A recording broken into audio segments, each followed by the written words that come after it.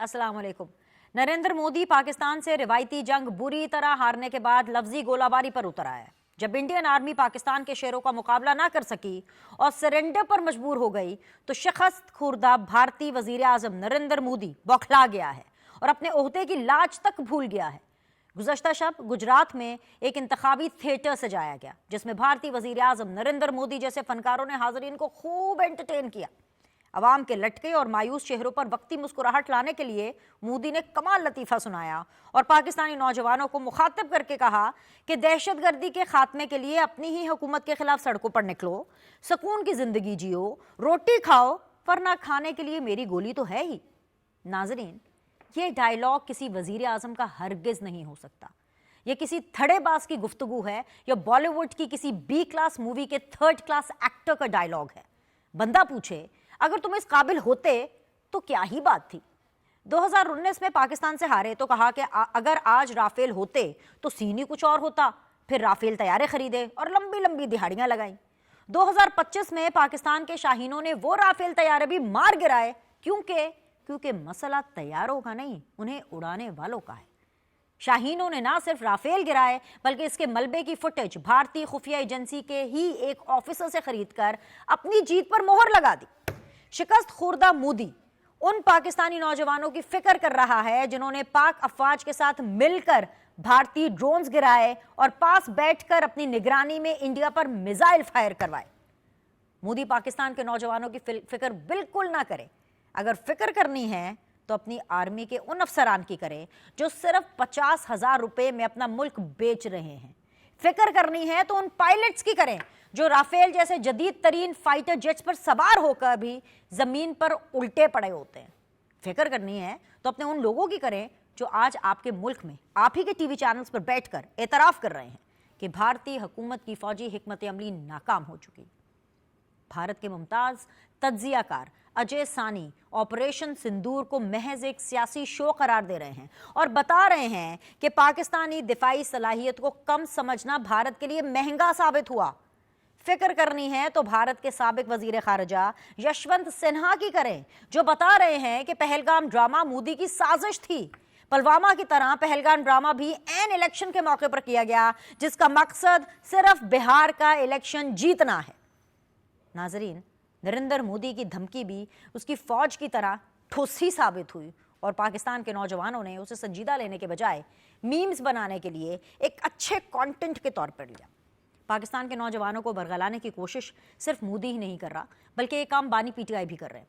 हसीन इत्तेफाक देखिए, उधर मोदी पाकिस्तान के नौजवानों को अपनी हुकूमत के खिलाफ सड़कों पर निकलने की अपील करता है तो इधर यही कॉल बानी पीटीआई की तरफ से भी दे दी जाती है। जी हाँ, 2 साल जेल काटने के बाद पॉपुलैरिटी का वहम खत्म हो चुका है और अब अपनी ही पार्टी के लोगों को धमकाया जा रहा है कि वो सब पर नजर रखे हुए हैं। जो लोग उनके नजरिए के साथ नहीं हैं और विकेट के दोनों जानिब खेल रहे हैं, उनकी पार्टी में कोई जगह नहीं है। अपने लोगों को पार्टी से निकालने की धमकियां सिर्फ इसलिए दी जा रही हैं कि अब जेल काटी नहीं जा रही। कभी इस्टेब्लिशमेंट को दुहाइयां दी जा रही हैं तो कभी टास्क सौंपे जा रहे हैं कि मुल्क भर में तहरीकें चलाएं और अदालतों पर इतना दबाव डालें कि वो उनके मुकदमात आउट ऑफ द टर्न यानी वीवीआईपी प्रोटोकॉल के साथ तरजीही बुनियादों पर सुनने पर मजबूर हो जाए। मुतालबा किया जा रहा है कि उस आइन को रद्दी की टोकरी में डाल दिया जाए जो कहता है कि हर मुजरिम की दरखास्त उसकी बारी पर सुनी जाएगी। लाडला एक बार फिर वही गुड टू सी यू वाला लाड मांग रहा है और पूछ रहा है कि मेरा नंबर कब आएगा। अपने अपने मुफाद की जंग लड़ते हुए पीटीआई के लोग अपने लीडर की कॉल पर कोई भी अवामी तहरीक चलाने में कितने कामयाब होते हैं ये तो खैर वक्त ही बताएगा, मगर एक बात तय है, ये बात तय है कि मोदी हो या पाकिस्तान में मौजूद कोई और शख्स, अवाम हकीकत जान चुकी है और अब किसी के प्रोपेगेंडे में आने को बिल्कुल तैयार नहीं। एक छोटा सा ब्रेक लेते हैं, ब्रेक के बाद वापस आएंगे, सीधी बात में डिस्कशन के सिलसिले को जारी रखेंगे।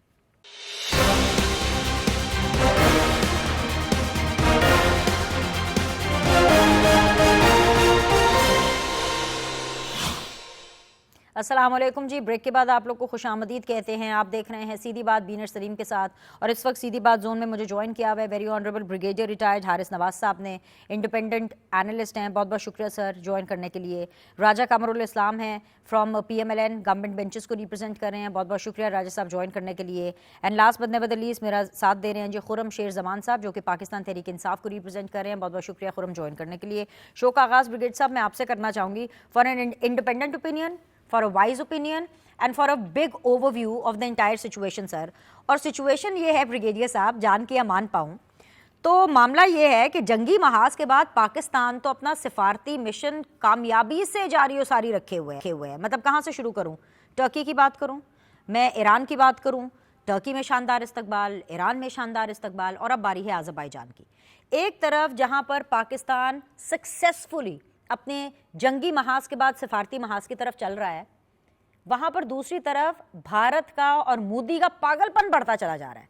मतलब कल जो उन्होंने अपनी इलेक्शन कैंपेन सो कॉल्ड जो उन्होंने बयान दिया, जो कॉमेडी सर्कस लगाया, मुझे तो सर यकीन जानिए गुस्सा नहीं, मुझे तो हंसी आई कि यूँ लग रहा था कोई साउथ की बी क्लास हीरो की कोई मैं फिल्म देख रही हूँ जिसकी एक्टिंग भी बहुत ख़राब है कि जी अपनी दहशतगर्दी को देख लें, नहीं तो मेरी और खाना खाइए और खूब जिए, नहीं तो मेरी गोली के लिए तैयार रहिए। मतलब ये इस जोगे हैं सर, इतना पागलपन। विनीश, मैं तो हैरान हूँ, यकीन करें कि क्या ये 1.5 अरब हिंदुस्तानियों का प्राइम मिनिस्टर है। मुझे ऐसे लग रहा था जैसे ये जहाँ से आया था गुजरात के रेलवे स्टेशन से चाय का खोखा लगा के बेचता हुआ, ये वहीं पर वहां पर रेलवे स्टेशन के ट्रेन के लोगों को खिताब कर रहा था। यकीन करें, इसको शर्म नहीं आ रही। एक्चुअली प्रॉब्लम ये है, इसको इतनी बड़ी अनएक्सपेक्टेड मार पड़ी है, इतना बड़ा इसके मुंह पे जूता लगा है, इसका मुंह काला हो गया है, दुनिया में इसकी बेइज्जती हो रही है, अवाम के सामने ये मुंह दिखाने के काबिल नहीं है। इसका गोदी मीडिया जो है वो पूरी तरह नाकाम हो गया, वो इस पहली दफा फेल हुआ है।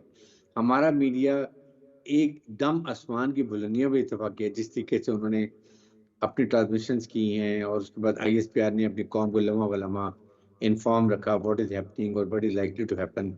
ये चीजों को देखते हुए ये लॉस इज मेंटल बैलेंस, जैसे पागल कुत्ता भागता हुआ नहीं नजर आता है, ये उस तरह लग रहा है।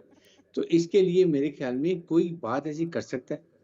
पाकिस्तान की गयूर नौजवान जो मुहिब वतन, पूरी कौम ने इकट्ठे होके they fought as a nation, और बल्कि जब मिसाइल चल रहे थे तो ये वहां बैठे अपने सिपाहियों को इनकरेज करेगा, फारो मिसाइल मारो इंडिया के ऊपर।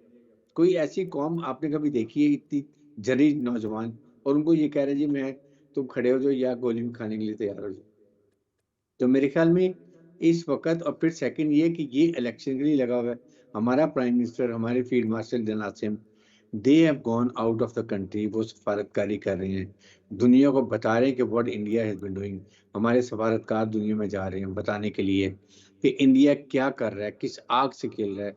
खास तौर पे इस मौके पे 2 न्यूक्लियर पावर के साथ अगर स्क्रीम लड़ाई, छोड़ी भी लड़ाई होती है, वॉर के डायनामिक्स किसी को पता नहीं होते हैं, कहाँ जाके ये एंड होती है, इस रीजन को क्या होता है, इसकी आग के लपेट में दुनिया कहाँ आती है, ये इसको समझ ही नहीं आ रही। ये समझ है कि ये बच्चों का खेल है, या ये चाहे ये सब समझ सब आ रही है, पर साड़ा इतना लगा हुआ है, बौखला इतने गए हैं कि ये समझ नहीं आ रही कि रिएक्शन कैसे देना है। या अभी जब मैं और आप ये बात कर रहे हैं विजुअल्स, राजा साहब मैं चाहूंगी कि आप भी इसके अंदर जो है अपना पॉइंट ऑफ व्यू दें, ऑफ कोर्स उसके बाद मैं खुर्रम शेर जमान साहब के पास भी जाऊंगी। ये जो अभी ये जो फुटेज जो हमारे पे चल रही है, शहबाज शरीफ साहब, द प्राइम मिनिस्टर, इसहाक डार साहब, हमारे जो फॉरेन मिनिस्टर है अता तारर साहब है, ये जितनी भी जो पाकिस्तान का वफ्त जो है ये मुख्तलिफ ममालिक के दौरों पर है, टर्की से आगाज़ करके ईरान और फिर then Azerbaijan, and definitely Azerbaijan के अंदर एक बहुत ही अच्छी कॉन्फ्रेंस भी होनी है। राजा साहब ये अपने आप में बोलता है, ये मुंह बोल बूत है कि पाकिस्तान की सिफारतकारी एकदम कामयाब जा रही है सर। तो उसके लिए तो सबसे पहले आप मुबारकबाद एक्सेप्ट करें, और फिर उसके बाद आपने जो भारत को मैसेज देना है आप ज़रूर दीजिए। जी बिल्कुल, मुबारकबाद को बड़ी खुशी से और फख्र से एक्सेप्ट करते हुए आपकी इस मुबारकबाद को मैं सिर्फ इतना कहूँगा कि चाय के खोखे से वज़ीर आज़म बनना कोई बुरी बात नहीं है या काबिल शर्म बात नहीं है। असली काबिल शर्म बात वो रवैये हैं कि उस कौम में को इंतहा पसंदी की तरफ धकेलना, और हिंदुस्तान का, पाकिस्तान को तो आप छोड़ दें थोड़ी देर के लिए, थोड़ी देर के लिए कश्मीर को भी छोड़ दें, हिंदुस्तान का खुद तिया पांचा करने की बुनियाद रखना, हिंदुस्तान जो मुख्तलिफ चूं चूं का मुरब्बा भारत, जिसमें मुख्तलिफ मज़ाहब, मुख्तलिफ नस्लें, मुख्तलिफ जुबानें, तो उस ये तो गोरबाचोव साबित होगा इंडिया के लिए कि जिन्होंने एक चाहे लबादा ही ओढ़ा हुआ था सेकुलरिज्म का, और उसकी बुनियाद पे वो समझ रहे थे कि ये बॉन्डिंग उनका फैक्टर होगा, तो इसने उसका तिया पांचा कर दिया। और जो जुबान उसने इस्तेमाल की, आपने अभी कहा कि वो थर्ड क्लास महल है, वो किसी फिल्म या किसी इवन स्टेज ड्रामे या बिल्कुल जो स्ट्रीट ड्रामा होता है उसके भी काबिल नहीं है। लेकिन उसके अल्फाज आप देखें कि उसने जो की है उस पर जरा गौर करें।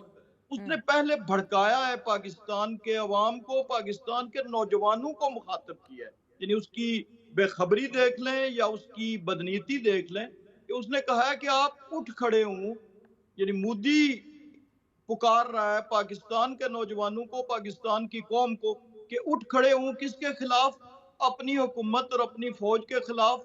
और किस हुकूमत और किस फौज के खिलाफ कि जिसने इस कौम का, मुल्क का दफा किया कामयाबी से, और 70 बरस में एक पहला फखर के लम्हात कौम को दिए, तो उनके खिलाफ अपील कर रहा है। और अब उसकी रोशनी में आप अंदरूनी महाज पे उन फॉलोअर्स को देखें कि जो अब मोदी को फॉलो करके अगर कोई आदमी उस लाइन को टो करता है, चाहे वो बलूचिस्तान में है, चाहे वो पंजाब में है, चाहे वो केपी या सिंध में है, तो फिर इसकी रोशनी में, मोदी के इन जुमलों की रोशनी में, यहाँ के भी अपने जो किरदार हैं उनका भी जो एनालिसिस है और मुहासबा है वो भी बड़ा मैं जरूरी है। तो आती हूँ राजा साहब, मुझे पता है आप बड़े कीन है यहाँ के किरदारों का मुहासबा करने के लिए, और यकीन जाने सर मैं बड़ी कीन हूँ कि ब्रिगेडियर साहब जो है यहाँ के किरदारों का भी मुहासबा करें।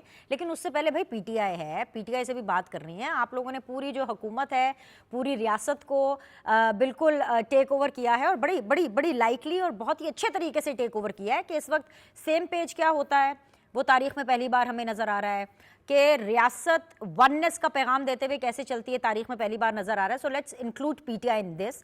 बहुत बहुत शुक्रिया खुर्रम शेर जमान साहब ज्वाइन करने के लिए और पेशेंटली दोनों पार्टिसिपेंट की गुफ्तगू भी सुनने के लिए। सर आपके सामने तो मैं सादा सा ये सवाल रखूंगी कि वजीर आजम की सिफारती कामयाबी की इससे बड़ी और दलील क्या हो सकती है कि जो भारतीय ऑपोजिशन लीडर है राहुल गांधी, वो खुद भारतीय होते हुए अपने ही भारतीय मोदी सरकार से और नरेंद्र मोदी से सवाल कर रहा है कि भाई आपकी जो सिफारतकारी है, जो भारतीय सिफारतकारी है, वो सीधा सीधा नाकाम हुई है। इससे बड़ा आपको और क्या सबूत चाहिए?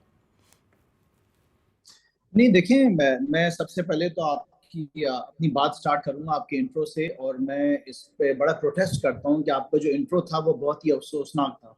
ऐसे हालात के अंदर, ऐसे वक्त में आप जैसे जितने भी एंकर्स हैं, आप लोगों की जिम्मेदारी है कि आपस में इत्तेफाक पैदा करें, कोई ऐसी बात ना करें जिसमें नफरतें हों।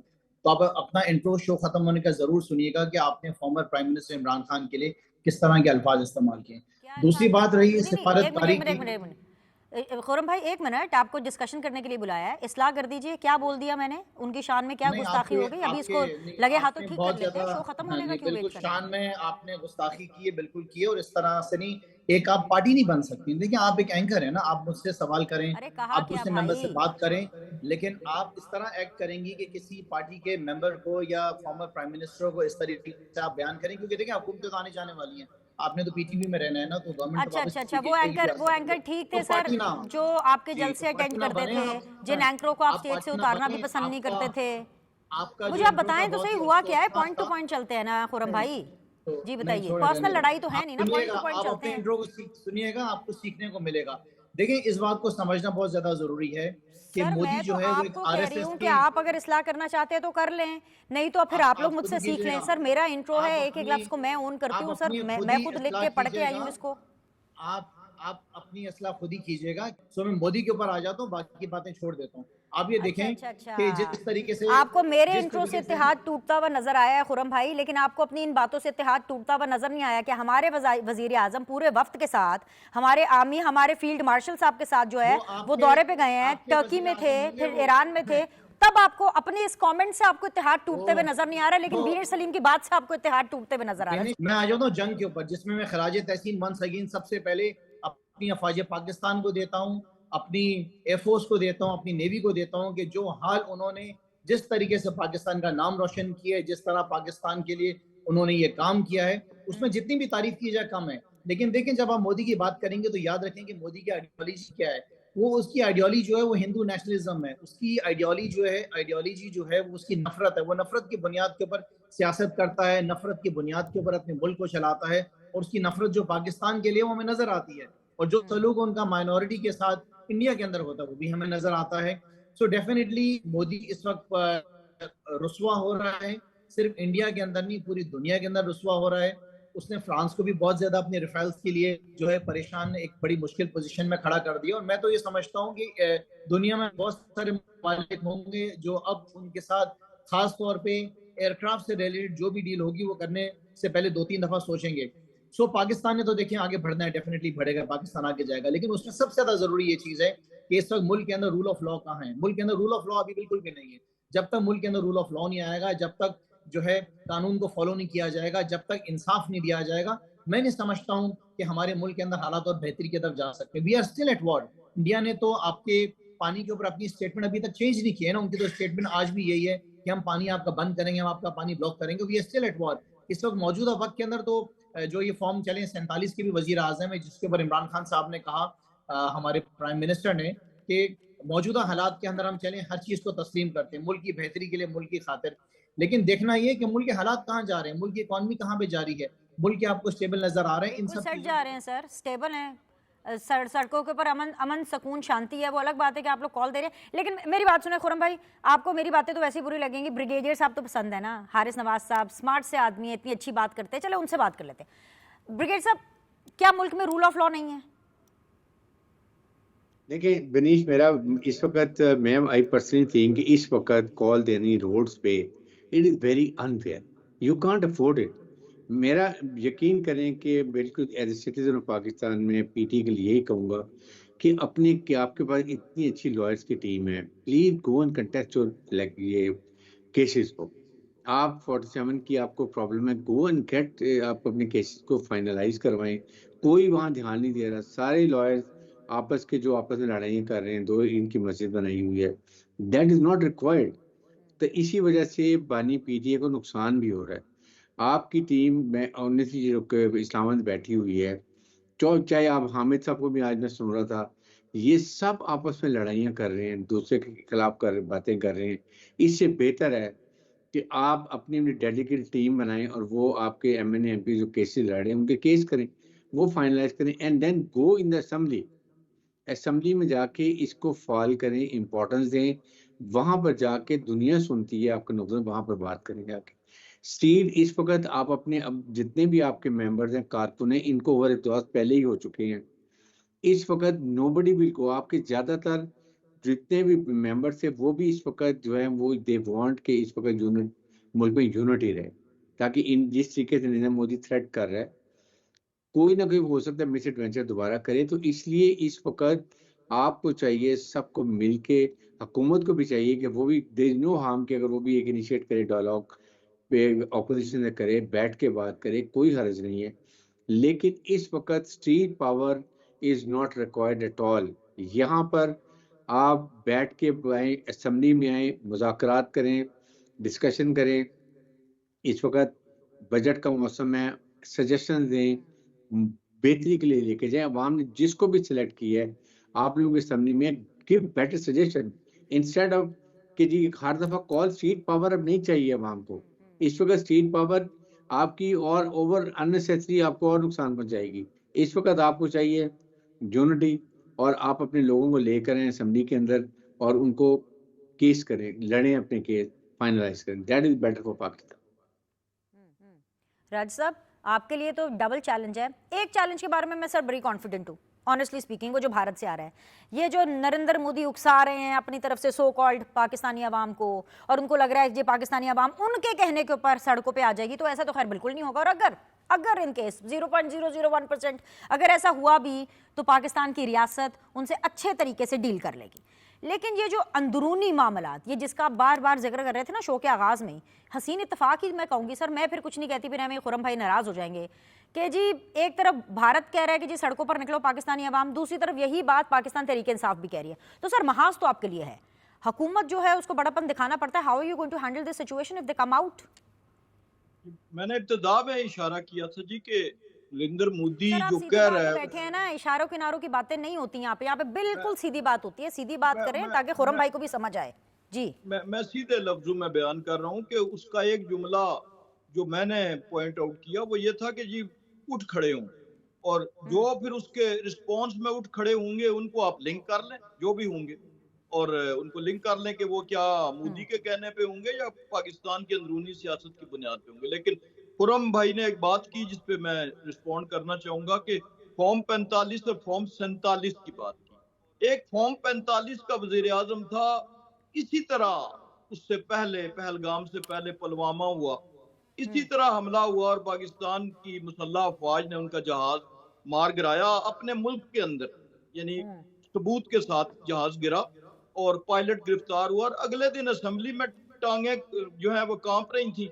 और उसी फॉर्म 45 के वजीर आजम के मीर जाफर ने कहा कि हमारे पास टैंकों का तेल नहीं है, हमारे तो टैंकों की चैनों को जंग लगे हुए हैं।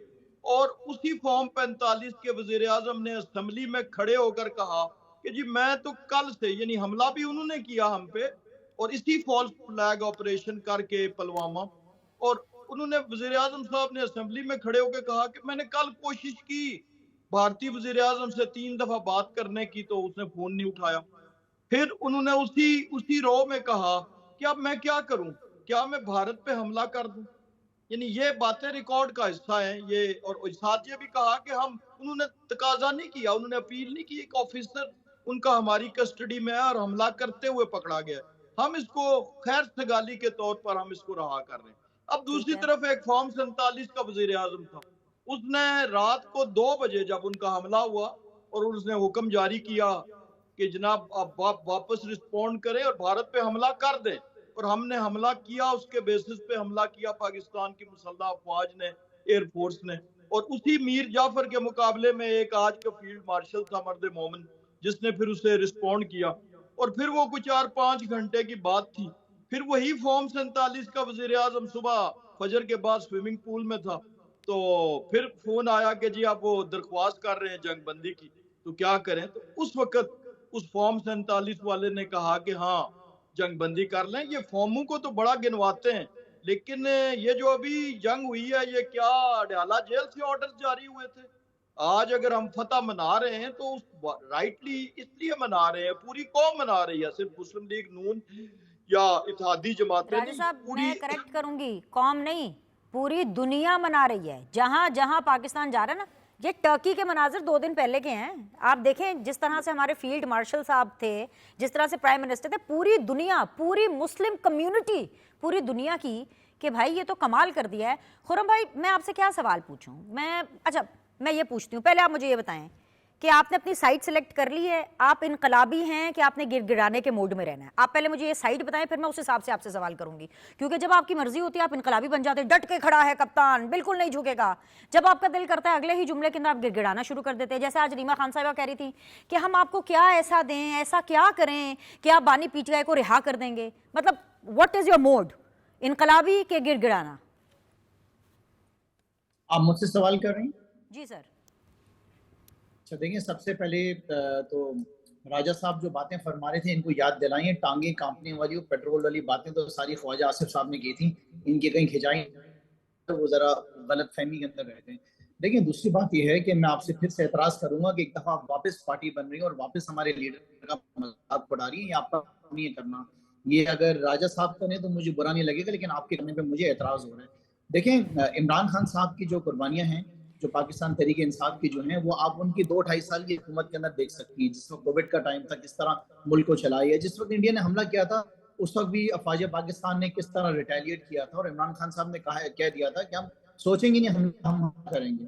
सो मेरे ख्याल से जहां तक इंडिया और पाकिस्तान की कॉन्फ्लिक्ट की बात होगी, जो जंग की बात होगी, उसमें हम सबको एक होना चाहिए, दूसरे का मजाक नहीं उड़ाना चाहिए। ना मुझे शहबाज शरीफ का मजाक उड़ाना चाहिए, ना आपको इमरान खान का मजाक उड़ाना चाहिए। जब जंग की बात आएगी तो हम पीएमएलएन के साथ हैं और पीएमएलएन हमारे साथ है, और हम ये पहले भी कहते हैं। तो आप कम से कम ये रोल करें। और मैं ये समझता हूँ कि अफवाज पाकिस्तान ने नवाज शरीफ के दौर में भी बहुत जबरदस्त तरीके से रिटेलिएट किया, इमरान खान साहब के दौर में भी बड़ा जबरदस्त तरीके से रिटेलिएट किया, और हमने दुनिया के अंदर अपना नाम बनाया। और इंशाअल्लाह ताला आइंदा भी जब इस तरह का मौका आएगा तो हम ये हम उनके साथ कंधे के साथ कंधा मिला के और एक पहाड़ की तरह खड़े हो जाएंगे और ये मैसेज देंगे पूरी दुनिया को कि पाकिस्तान ऐसे मुश्किल वक्त के अंदर, ऐसे हालात के अंदर अपनी अफवाज पाकिस्तान के साथ साथ खड़ी होगी और मुकाबला करेगी। लेकिन देखें, जब इंसाफ की बात होगी, जब नाइंसाफी की बात होगी, जब रूल ऑफ लॉ की बात होगी, तो डेफिनेटली हम उसके अंदर और अपना जो हमारा पॉइंट ऑफ व्यू हम जरूर देंगे। रही बात आपने एहतजाज की, ये हमारा राइट है, ये हमारा फंडामेंटल राइट है। आप पढ़ लीजिए, पाकिस्तान का कानून पढ़ लीजिए, वो हमें इजाजत देता है कि अगर हमें इंसाफ ना मिले। अब ये ब्रिगेडियर साहब फरमा रहे थे कि अदालतों में जाएं और ये कह रहे थे कि आपके लॉयर शायद अच्छे नहीं है। राजा साहब अच्छे लॉयर नहीं है, अगर आपको लगता है, समझता हूँ के बड़े जबरदस्त लॉयर हैं। अगर हमारी ब्रिगेडियर साहब तारीखें नहीं लगने देंगे आप, तो फिर हम क्या करेंगे? तारीखें नहीं लग रही है ना। इमरान का जो केस अल-कादिर ट्रस्ट का, उसके तो सबसे दे रहा खुरम भाई, कौन नहीं लगने दे रहा? 26वीं आईनी तरमीम के बाद ये तो एक बाकायदा तौर पर एसओपी है ना कि कोई वीवीआईपी ट्रीटमेंट करके कुछ अलग से प्रोटोकॉल देकर के तारीखें नहीं लगेंगी, अपने वक्त पर लगेंगी। Wait for your time sir, patience is the key. सबर का फल मीठा होता है, बड़े बुजुर्ग कहते थे, आपको बताया नहीं जी? मैं आपको बताऊं कि जिस तरीके से आपको बताऊं कि जो वीआईपी ट्रीटमेंट वो होती है, जो वीआईपी ट्रीटमेंट नवाज शरीफ को जेल में मिल रही थी, जहां पे रोजाना 25-25 लोग जाके मिलते थे, एयर कंडीशन वाले कमरे के अंदर वो बैठते थे, और उनकी जो साहबजादी थी उनको भी ये सारी वीआईपी ट्रीटमेंट्स मिली थी। इमरान खान का कमरा शायद आप तस्वीरों में भी देख चुकी हैं। अब इस वक्त आप गर्मी में एयर कंडीशन में बैठे होंगे, लेकिन इमरान खान साहब को इस वक्त भी छोटी सी खोली के अंदर बंद किया। वो प्राइम मिनिस्टर का राइट है उनके पास, वो फॉर्मर प्राइम मिनिस्टर है, उनके वो सारे इख्तियारात हैं। अच्छा, एक तो आप तो ना मुझे काम ये भी कर रही हैं। अब देखिए, मुझे 2 लोगों से मुकाबला करना पड़ रहा है, राजा साहब से भी करना पड़ रहा है और आपसे भी करना पड़ रहा है। लेकिन देखिए, बात ये है बिनिश कि कौम को तो ये सब कुछ नजर आ रहा है ना कि ये सब तमाशा लगा हुआ है क्या, लेकिन ये कब तक होगा? 1 साल होगा, 2 साल होगा, तो होगा 3 साल होगा। पाकिस्तान को अपनी जगह पे वापस आना ही आना है। अगर पाकिस्तान अपनी जगह पे नहीं आएगा तो अब ये समझ आएंगे आगे के हालात फिर हमारे बेहतरीन नहीं है। रूल ऑफ लॉ होना लाजिम है, इंसाफ मिलना जरूरी है। एहतजाज हम करेंगे, हम बिल्कुल करेंगे, ये हमारा इख्तियार है, हमारा राइट है। और अगर मैं अब देखिए ना कि 180 डेज के अंदर, जो है 180 दिन के अंदर ट्राइब्यूनल ने टाइम दिया हुआ है कि अदालतों ने फैसला करना है। आज 360 दिन हो गए हैं और हमें अभी तक नहीं, अभी तक हमें हमारे जो रिजल्ट वो हमें नहीं मिला। लिहाजा आने वाला मैं ये समझता हूँ बिनिश के अच्छा नहीं है। मुझे इस बात पे यकीन है कि जितनी जिल्लत इस वक्त हमारी अफवाज पाकिस्तान की वजह से मोदी को देखनी पड़ी है, वो आराम से नहीं बैठेगा, वो रिटेलिएट करेगा, वो वापस अटैक लाजिम करेगा। उसके लिए हमें इकट्ठा होना भी जरूरी है। डेफिनेटली तो उसके लिए इकट्ठा यूनिटी होना सर, तो बहुत जरूरी है। अभी आप मुझे खुद बता रहे हैं खुरम भाई कि आने वाला वक्त अच्छा नहीं है, तो क्या ऐसे टाइम पर आपको ये जेब देता है कि चलो चलो आओ सब बाहर सड़कों पे चलें, सबकी ड्यूटी असाइन की जाएगी, हम ऐसा क्या करें कि आप अडयाला जेल से उनको रिहा करेंगे? नहीं, देखिए, वो मैंने आपकी नहीं सुनी ना, वो मुझे आइन इजाजत देता है। आइन मुझे कहता है कि मेरा फंडामेंटल राइट है कि मैं पीसफुल प्रोटेस्ट कर सकता हूँ। अब आप गोलियां मार दें, जेलों में बंद कर दें, जितनी तकलीफ पहुंचानी पहुंचाएं, लेकिन बिनिश कब तक? ये वक्त तो गुजर जाएगा ना, ये वक्त रहेगा नहीं। Nothing is forever. कब तक का जवाब तो राजा साहब देंगे, कब तक का जवाब राजा साहब देंगे। लेकिन जो खोली से जो बाहर निकलना है, ये बड़ा दुख है भाई, बड़ा दुख है। इतने पॉपुलर लीडर को ब्रिगेडियर साहब इन्होंने खोली में रखा हुआ है सर। मतलब ये तो आज ही मेरे ऊपर इंकशाफ हुआ, तो ये कब तक निकल आएंगे खोली में से? 1 साल, 2 साल, 3 साल? बेसिकली जिस तरह खुरम शेर जमान साहब कह रहे हैं कि कितना जुल्म कर लेंगे, 1 साल कर लेंगे, 2 साल कर लेंगे, 3 साल कर लेंगे। सर जरा थोड़ा सा रियलिटी चेक दे दे जी। बिनिश, आपके तंजिया एक दफा वापस एहतजाज करता हूं, मैं बोलूंगा सर आपका सर आंखों पर, जिस तरह आपका जमहूरी हक है ना एहतजाज करना, उसी तरह मेरा भी ये राइट है कि मैं डेमोक्रेटिक तरीके से अपना सवाल रख सकती हूँ जो मुझे ठीक लगेगा सर, और अपनी राय भी रख सकती हूँ। एंड यस सर, आपने 3 दफा शो में बोला, मैंने इग्नोर किया, मैंने जाने दिया, मुझे लगा जवाब देना जरूरी नहीं है, लेकिन क्योंकि आप भाई हैं, आप रेगुलर सीधी बात का हिस्सा हैं और आगे भी रहेंगे इंशाल्लाह ताला। लेकिन सर मेरी पार्टी है ना, मैं पाकिस्तान की तरफ हूँ, और पाकिस्तान के लिए जो कोई भी गलत सोचेगा, गलत करेगा सर, मैं उसके खिलाफ आवाज उठाऊंगी। That is my job. ठीक है सर। सर सवाल तो कर सकती हूँ ना आपको कि आप इस वक्त पार्टी बनी हुई हैं। सर ठीक है, अच्छी बात है अगर आपको लग रहा है कि मैं पार्टी बनी हुई हूँ, because I am pro Pakistan sir, मैं पाकिस्तान की पार्टी हूँ। मैं आपके उन फेवरेट एंकर्स की तरह नहीं हूँ, मोहित पीरजादा की तरह नहीं हूँ, इमरान रियाज की तरह नहीं हूँ सर, मैं उनकी तरह नहीं हूँ जो आपको बड़े अच्छे लगते थे। मैं नहीं हूँ ना सर, आफ्ताब इकबाल की तरह नहीं हूँ सर, मैं बीनर सलीम हूँ। You are in a show which is conducted by Beenar Saleem, तो सर थोड़ा सा बर्दाश्त करें, जैसे हम आपके फेवरेट लोगों को बर्दाश्त करते थे। चले ब्रिगेडियर साहब, चले ब्रिगेडियर साहब की सुन लेते हैं जी। ब्रिगेडियर इसमें बात यह है कि देखें, Narendra Modi is a very crook idiot. उसने जान के ये जो यूथ की बात की है, ये पीटीए के वर्कर्स को एड्रेस किया है। और यहाँ पर पीटीए के बनी का, पीटीए लीडरशिप का उसको करारा जवाब होना चाहिए कि यू फॉरगेट अबाउट इट, ये हमारा इंटरनल इशू है, you keep your mouth shut and we don't want to listen you, get lost, ये जवाब होना चाहिए। उसने इस चीज को एक्सप्लॉइट करने के लिए बात की है। इस मौके पे honestly as a Pakistani feel this is not the right time to give a call. आप 6 महीने रुकें, हालात को नॉर्मलाइज होने दें, पॉलिटिकल हालात ठीक होने दें। इंडिया के जो ये जंग के बादल तो बार बार छा रहे हैं इनमें एडवेंचर के लिए, इसको ठीक होने दें। Then you, I agree with Khurram Shahzad कि आपका राइट है, बिल्कुल आप करें, एंड यू मस्ट अपना जो भी जमहूरी हक का इस्तेमाल करें, but not at this time, जबकि आप अपने सफारती टीम भेज रहे हैं, ये जंग की बातें कर रहे हैं, ये कैसे ऑपरेशन दूर अभी तक ऑन है, हम गोली पाक खाने के लिए तैयार, नौजवानों बना निकलो, ये करो, ये चीजें आपको एक्सप्लॉइट कर रहा है। इसके लिए आई फील के पीटीए को बड़ा सख्त रिबटल देना चाहिए, ऐसा रिबटल कि इसके मुंह पे दोनों तरफ थप्पड़ नहीं मारे, जूता मारे, कि पता चले कि पाकिस्तानी कौम अपनी बेहतर अपने मुल्क के लिए खुद समझती है। We don't listen to you, we don't need your nonsense and keep your mouth shut. आप, हमने जो करना है वो अपने मुल्क के लिए जो करना है वो करेंगे, हमारे पॉलिटिकल डिफरेंस है, बट पाकिस्तान के लिए, पाकिस्तान सॉवरेनिटी के लिए, पाकिस्तान सलामती बका के लिए, जैसे हमने एज ए कौम लड़े हैं, दोबारा लड़ेंगे, और इसके लिए आपकी हमें कोई जरूरत नहीं। एब्सोल्युटली ब्रिगेड साहब, एक चीज before I move on to the next participant sir, आपको समझ में आ रहा है कि पीटीआई का मोड क्या है? इनकलाबी मोड है कि गिड़गिड़ाने वाला मोड है? अंदर की क्या खबर है? क्योंकि मुझे तो एक बयान में इनकलाबी नजर आते हैं, अगले ही बयान में, मतलब इत्तेफाक देखिए उसी दिन सेम टाइम उसी बयान के अंदर। क्या करें आपके लिए, क्या करें कि कैसे आप जो है वो रिहाई देंगे अडियाला जेल से कैदी नंबर 804 को? जी सर। आई थिंक बेसिकली वो जो आपके बारे पे कोई भी नहीं बोलता। I give you uninterrupted time, just hold for a second. जी ब्रिगेड साहब। ये है कि ये अपने कारकुनों के लिए ठीक है, ये कहें कि हमने निकलेंगे, कॉल देंगे, but basically naturally they want reconciliation, और उसके लिए बेस्ट तरीका है दो, एक अपने cases, then talk to government.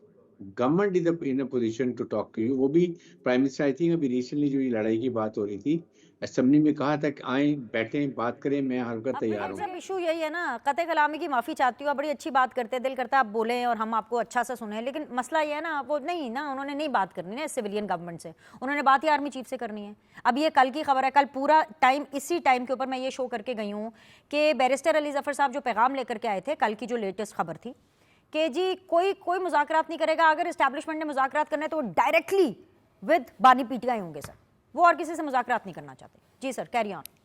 I think इसमें ये थोड़ा सा स्टांस चेंज करने की जरूरत है कि आपके साथ वक्त के साथ एनवायरनमेंट चेंज हो गई है। आर्मी इज टेरेबली बिजी आपके सामने इस वक्त, chief of staff visiting all over the country, उसको बाहर भी गए हैं, पाकिस्तान की बात भी कर रहे हैं। इमेज दुनिया में कहाँ चला गया पाकिस्तान को, इंडिया का समुंदर में गर्क हो गया है। इस मौके के ऊपर I honestly sincerely suggest PTI को कि आप गवर्नमेंट से मुज़ाकरात करें, अपनी टर्म्स पर करें, वट एवर यू वांट के केस एक्सपेडाइट। आपके 3-4 पॉइंट होने चाहिए। नंबर 1 के विक्टिमाइजेशन नहीं होगी, नंबर 2 हमारे केसेस को एक्सपेडाइट कर दे बट इंसाफ के तकाजों को पूरा करते हैं। That is what you needed. ये 2-3 चीज़ों पे आप उनसे बात करें, आई एम श्योर जो माहौल बना हुआ इस वक्त आपको पॉजिटिव रिस्पांस मिलेगी, और वो फिर आपकी विद इन जो आपकी पार्टी में इस वक्त रस्साकशी चल रही है, I am sure Khurram Sherwan understand this, और ये बात हकीकत भी है। हर एक चाह रहा है कि जी चुप करके अपनी दुकान चमकाता रहे और बानी बेटी अंदर रहे। ये चीज़ों को निकालने के लिए बात करें और केसेस में फाइट करें। आपके पास अच्छी लॉयर की टीम है, गो है, और आपको फेयर इनफ, बड़ी अच्छी बात की है। यही चीज़ राजा साहब, ये यहीं से पकड़िए, ये जो ब्रिगेडियर साहब ने एक हाइपोथेटिकली स्पीकिंग एक ऑप्शन दिया है पाकिस्तान तहरीक इंसाफ को कि भाई आप इस राह पे चले। वैसे तो खैर मैं सीधी बात बता रही हूँ, मुझे नहीं लगता कि पीटीआई वो करेगी जो ब्रिगेड साहब कह रहे हैं, लेकिन मान लिया कि फॉर एग्जांपल अगर उन्होंने इस शो सुन लिया, खुर्रम भाई ने ये क्लिप निकाल के दे दिया, क्या पता सुनी जाए, मतलब अडियाला तक ये क्लिप पहुंच जाए, पता नहीं, हो सकता है अगर हो जाए हाइपोथेटिकली स्पीकिंग। तो सर ये जो ऑप्शन जो ब्रिगेडियर साहब दे रहे हैं, क्या आप इस ऑप्शन के ऊपर अमल पैरा होते हुए पाकिस्तान तहरीक इंसाफ की सुनेंगे उनको केटर करेंगे, उनकी कुछ बात मानेंगे? क्योंकि बात तो तभी बनेगी ना, कुछ दो कुछ लो।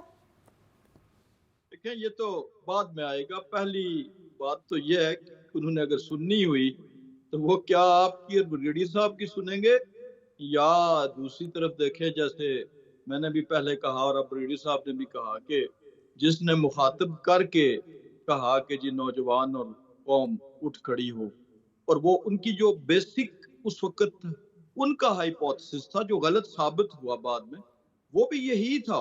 उसे मोदी को ये सबक दिया गया था बाकायदा, और ऐसी लिंकेजेस मौजूद भी थी कुछ कुछ जिन एंकर्स के या जिन लोगों के आपने नाम लिए मीडिया पर्संस के, वो उधर से उनको ये सिग्नल था कि जी बस आपने हमला करना है पाकिस्तान पे, और पाकिस्तान की फौज को जो है वो एक शायद 9 मई टाइप का कोई एक और काम वहां पे हो जाएगा। वो तो इस हाइपोथेसिस पे चले थे। उन्हें नहीं पता था कि पाकिस्तानी कौम जो है वो सबसे पहले पाकिस्तान देखती है और उसके बाद किसी सियासी जमात को देखती है। एक तो ये हो गया कि ये अब किसकी सुनेंगे। दूसरा ये है कि हाइपोथेसिस भी हमेशा वो होते हैं जो कुछ ना कुछ एक्सपीरियंसेस और माजी के प्रैक्टिकल्स की बुनियाद पे होते हैं।